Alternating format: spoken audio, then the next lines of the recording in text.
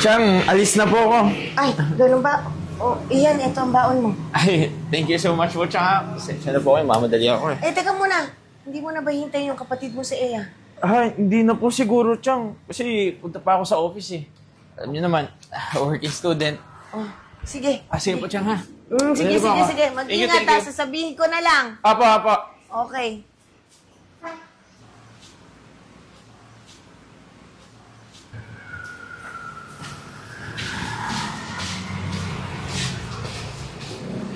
Chang. Ay, eto pala. O, Eya, eto ang baon mo. Hindi ka na nahintay ng kuya mo. Pumasok na. Ito lang? Tsang naman, baka naman pwedeng dagdagan mo. Gagala kami ng mga kaklase ko mamaya eh. Nakakaya naman kung wala akong mayaambag. Ito na lang kasi yung natitira kong pera eh. Gusto mo ganito na lang. Puntahan mo na lang ako mamaya dun sa kung saan ako naglilinis kasi mamaya pa ako magkakaroon ng pera. Ew! Ayoko nga! Paano pag nakita pa ng mga friends ko? Tapos nakikita ganun ka, nakakahiya kaya? Nag-iisip ka ba? Wala na akong pera, Eya. Ito na lang talaga eh. 50 na lang. Akin na yan. Oh, bibigay din pala yung dami pang sinasabi. Tapos na ako. Sige, mag-ingat. Mukhang lalakad na naman ako nito papuntang trabaho Wala na akong pera.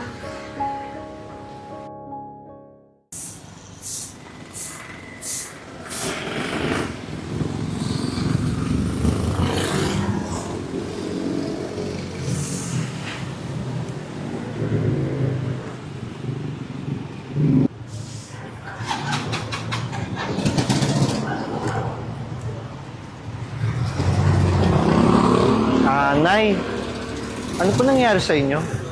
Ano kasi, Iho? Nahilo ako habang nagwawalis sa gutom siguro kasi hindi pa ako nakain eh. Ganun po ba? Sa bagay, ito na lang po. Kain mo na, sa inyo na po to. Ay, huwag na, Iho. Parang kinakain mo na. Sige na, gutom ka din. Hindi. Kaya ko pa to. Okay lang po, bibili na lang po akong bago.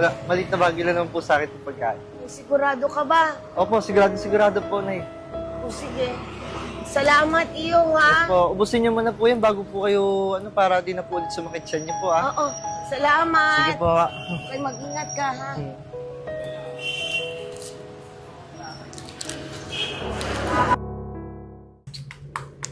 Ano naman yan? Toyo na naman yung ulam.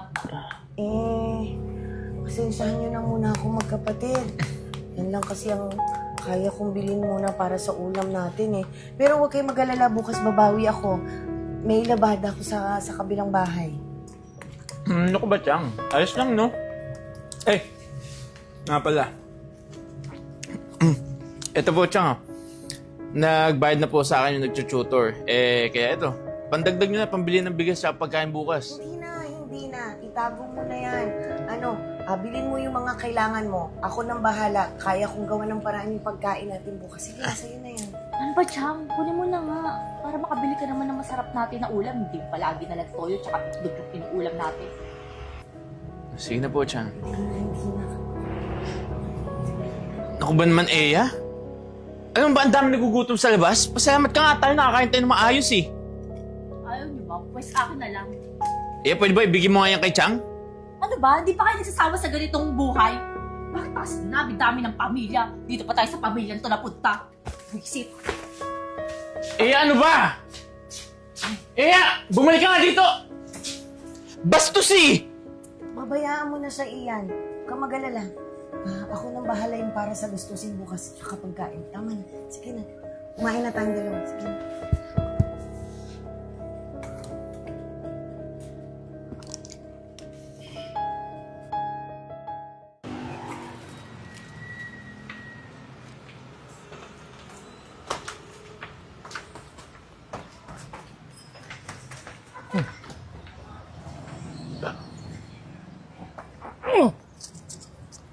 Wallet to.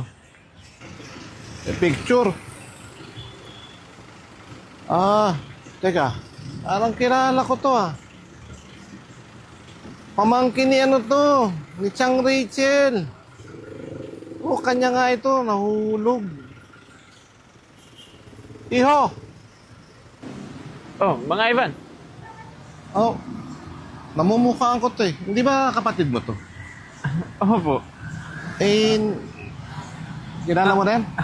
Oh, wallet po ng kapatid ko to. Nakita ko kanina eh, nalaglag eh. Eh, buti na lang nakita ko at nakita ko may picture. So, buti nakita ko. Salamat mga Ivan ha. Walang anuman iho. Sige Sige, po. paano? Tuloy na ako. Aba, Sige, bigyan sige mo po. na lang sa kanya yan. Salamat po mga Ivan.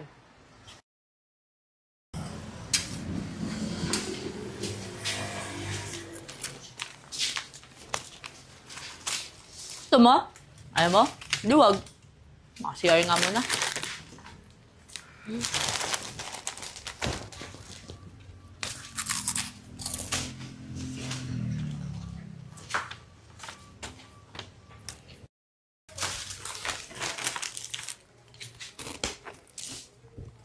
Teka, saan yung wallet ko? Oh, Eya, bakit? Anong nangyari? Nawawala yung wallet ko eh. Eh, saan mo ba nilagay?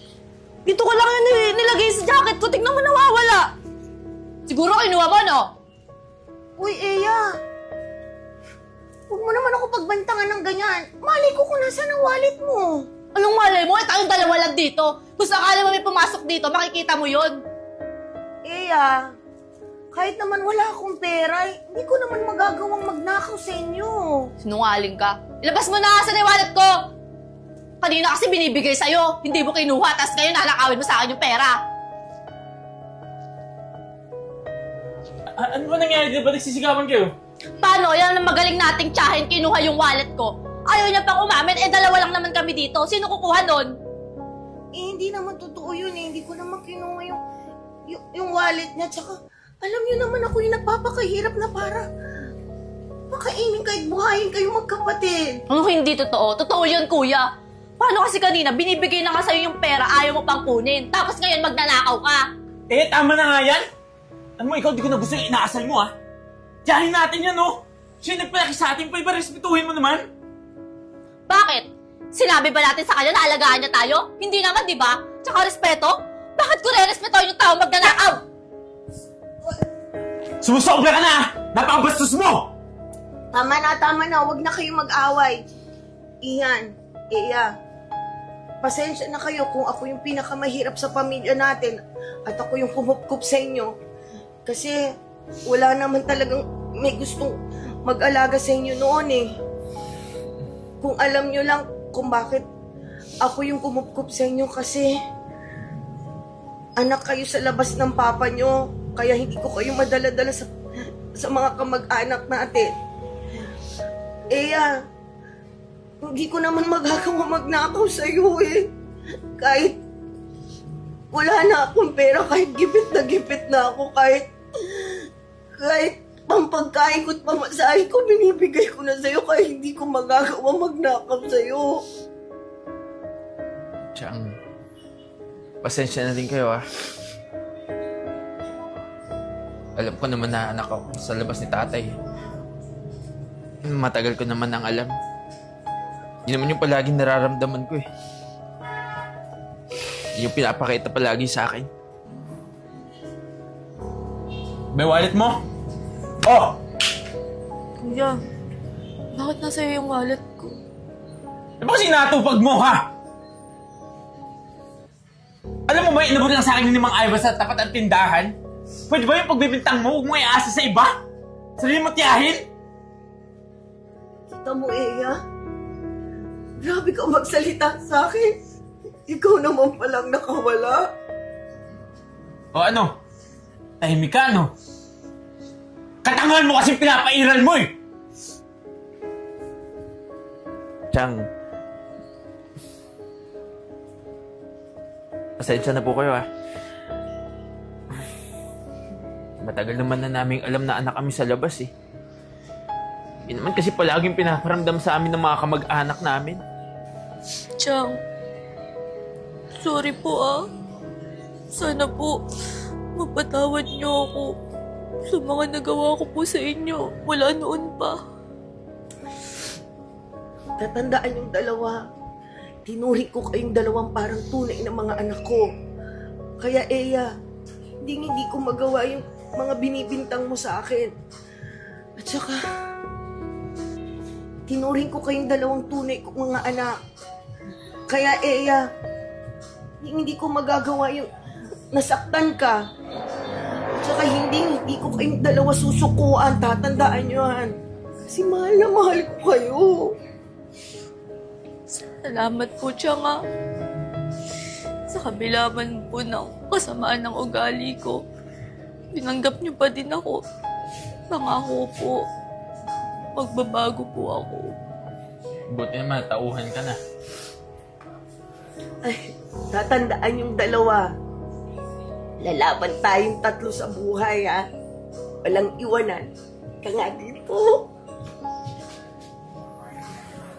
Yan ang sampal ko sa'yo. Tatanga-tanga ka kasi.